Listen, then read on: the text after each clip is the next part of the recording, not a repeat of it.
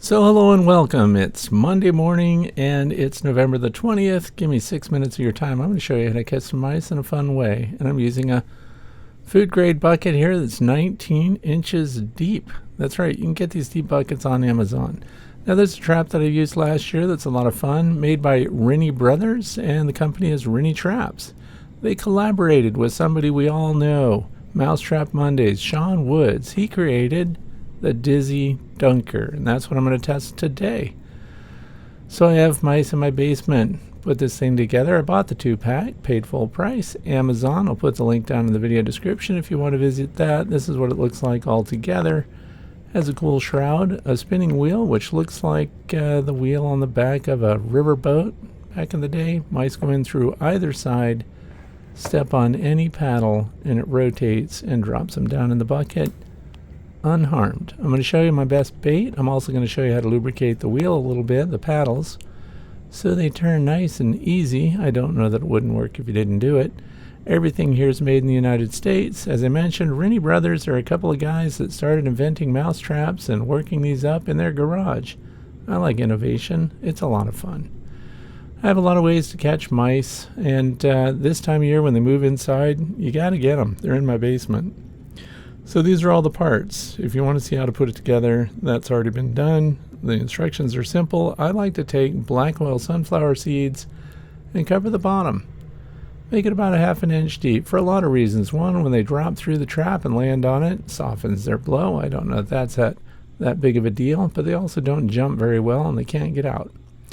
Black oil sunflower seeds, I'm also going to use creamy peanut butter on each paddle. Now I just put it on one side of each paddle, and then I stuck the black oil sunflower seeds onto the peanut butter.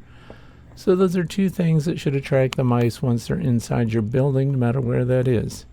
These clip on 5-gallon buckets, and the diameter of the 5-gallon bucket's the same as this 7-gallon bucket.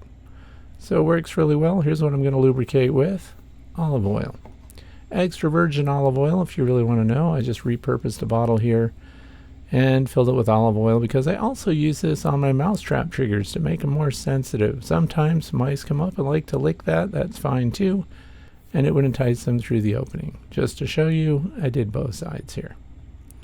Next thing we're going to do is put this down in the basement right along my concrete wall, cinder blocks, whatever you want to call them. And here it is, in the dark, in a closet, in the basement, and my first visitor shows up here. These are motion-activated cameras that only show light that we can see. So as far as this mouse knows, and it's a deer mouse, it's in total darkness. Sometimes the cameras do make a little clicking sound, which can alert the mice. And I have two, because 2 is 1 and 1 is none, so we'll see a couple of different angles here. And I did have to elevate the bucket to put it within a few inches of the top of that concrete block. So I didn't need to use the ramp. If you notice, the mouse just went right off the sidewall, right down onto the top of the bucket trap. So they're walking around here. I like to see what they do, how they approach it. This one slips a little bit, scared itself, and of course goes back to the wall, back to safety. But you know what? They smell the sunflower seeds, they smell the peanut butter, and they want to get closer. Kind of creepy. Deer mice can go straight down the front of those concrete blocks. Now probably if I painted them, it would smooth it out and they wouldn't be able to get that footing. But I want to make sure not to have rodents in my basement. Who wants those? What you don't see is that before the cameras came on, another mouse already came through and went into the trap. So there are also sounds coming from inside the bucket.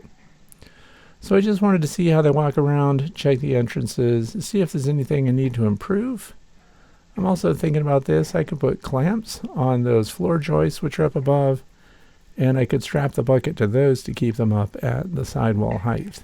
Now you want to see a mouse going in, right? Well, that's what this one's going to do. So he's down on the edge. Now this occurred about 5:45 in the morning, so they've been scampering through here all night long. And he walks into one of the openings there on the back side, and then he goes.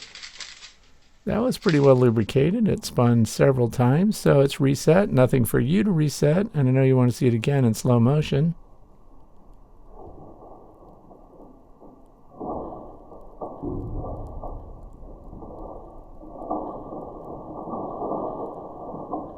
And he landed at the bottom of the trap.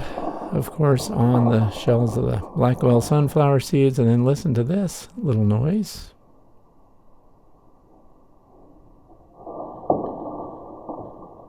That is the other mouse jumping because it got surprised. So here we are back on the kitchen table the following morning. That's today, November the 20th.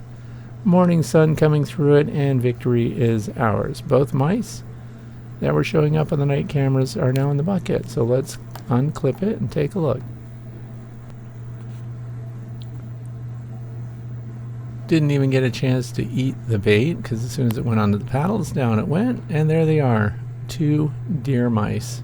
Notice the differences in color. This one's brown and the other one is a little on the gray side. So this tells me they actually might be related. The gray colored ones are juveniles. And look, they cozy right up to each other. They might be family.